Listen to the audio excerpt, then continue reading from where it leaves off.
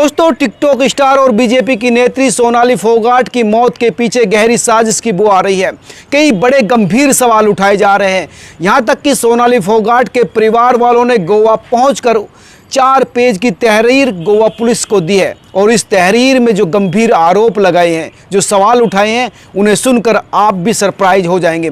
और ये आरोप है उन लोगों पर जो सोनाली फोगाट के साथ साई की तरह रहते थे। परिवार से भी ज़्यादा वक्त उन लोगों के साथ सोनाली बिताती थी।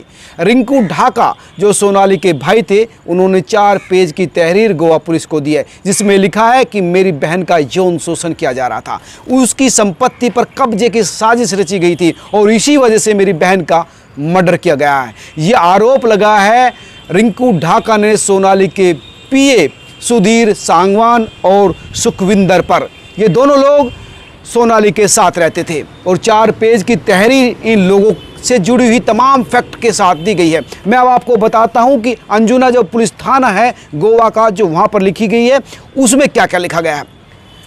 उसमें लिखा गया कि 2019 में जब मेरी बहन चुनाव लड़ रही थी आदमपुर विधानसभा से, तो ये दोनों लोग मेरी बहन के पास आए कि हम पार्टी के कार्यकर्ता हैं, आपका सहयोग करेंगे। और ये लोग चुनाव में सहयोग देने के लिए जुड़े थे और धीरे धीरे इन लोगों ने मेरी बहन के साथ नज़दीकी बढ़ाई और लगातार काम करते रहे। इसीलिए मेरी बहन का भरोसा इन लोगों ने जीत लिया, सुधीर ने भी और सुखविंदर ने भी। ये दोनों साथ रहने लगे और इतने करीब आए कि जो मेरी बहन के घर पर नौकर थे, कुक थे, उनको भी हटा दिया। मेरी बहन के खाने का इंतजाम भी सुधीर ही किया करता था। इस तहरीर में रिंकू ढाका ने लिखा है कि 3 महीने पहले मेरी बहन का फ़ोन मेरे पास आया था और उसने बताया था कि सुधीर ने मेरे खाने में कुछ मिला दिया है और जिसकी वजह से मेरे हाथ पैर काम नहीं कर रहे हैं, वो कांप रहे हैं। और जब मैंने सुधीर से इस बारे में पूछा तो उसने गोलमोल जवाब दिया। रिंकू का कहना है कि पीए होने के कारण सुधीर जो पूरा बैंक का लेन देन था, कागजी कार्रवाई थी, प्रॉपर्टी थी, तमाम चीज़ें वही करा करता था और मेरी बहन जनरली बिना देखे ही, क्योंकि उस पर विश्वास करती थी, साइन कर देती थी। रिंकू ने इसी तहरीर में लिखा कि 22 अगस्त 2022 यानी सोमवार की शाम को जब उसने अपनी बहनों से बात की, अपनी माँ से बात की, उसी दौरान उसने अपने जीजा अमन पूनिया को भी फ़ोन किया था और उसने अमन पूनिया को बताया था कि सुधीर सांगवान ने उसके खाने में कुछ मिला दिया है और इसकी वजह से वो बेचैनी महसूस कर रही है, शरीर उसका काम नहीं कर रहा है, वो घर आकर और डिटेल देगी। साथ ही ये भी बताया था कि हिसार में 2021 में जो उसके घर में चोरी हुई थी, वो भी सुधीर सांगवान ने अपने दोस्तों के साथ करवाई थी और वापस लौटने के बाद वो पुलिस में कंप्लेंट करेंगी और इसके खिलाफ एक्शन कराएगी। साथ ही दोस्तों, इस तहरीर में यह भी लिखा गया है कि सोनाली ने अपने जीजा अमन को यह भी बताया था कि 3 साल पहले सुधीर ने उसके खाने में नशीला पदार्थ मिलाकर उसके साथ कई बार यौन शोषण किया, उसको बेहोश कर उसके साथ आपत्तिजनक वीडियो बनाई और इन वीडियो की बदौलत ही सुधीर उसको ब्लैकमेल करता था।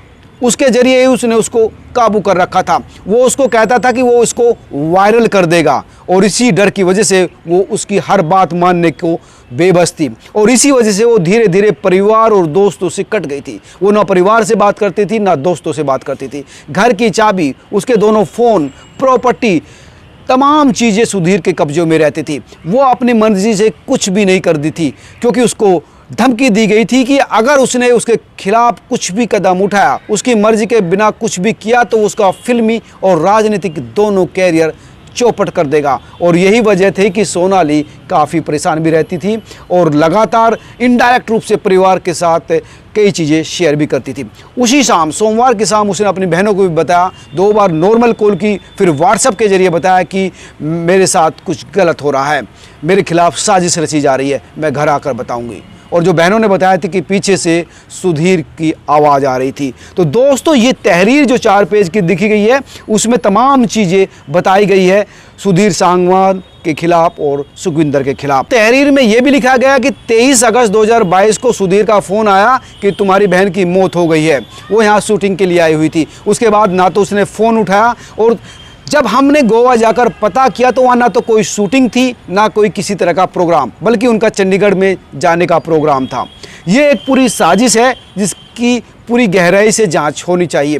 ये थी 4 पन्ने की वो तहरीर जिसमें सोनाली के भाई ने गोवा पुलिस को लिखा है कि उनकी बहन का अश्लील वीडियो बनाया गया था जिसके जरिए उसको ब्लैकमेल किया जाता था और उसकी प्रॉपर्टी हथियाने के लिए उसका मर्डर कर दिया गया। तो दोस्तों इस केस में बहुत राज और गहराई जो मैंने आपको बताई थी कि सामने आनी है वो धीरे धीरे अब आ रही है, जिसका जिक्र जिसकी सच्चाई मैं आप तक पहुंचा रहा हूं। आप जुड़े रहिए इसी तरह से, खबर को शेयर कीजिए, लाइक करिए और फॉरवर्ड कीजिए, साथ ही चैनल के साथ जुड़े भी रहिए। नमस्कार। और आप क्या सोचते हैं इस पूरे मामले पर, आपका क्या कहना है और आप क्या देख रहे हैं वो भी कमेंट करके लिखिए। मैं लगातार आपके कमेंट को वॉच कर रहा हूँ।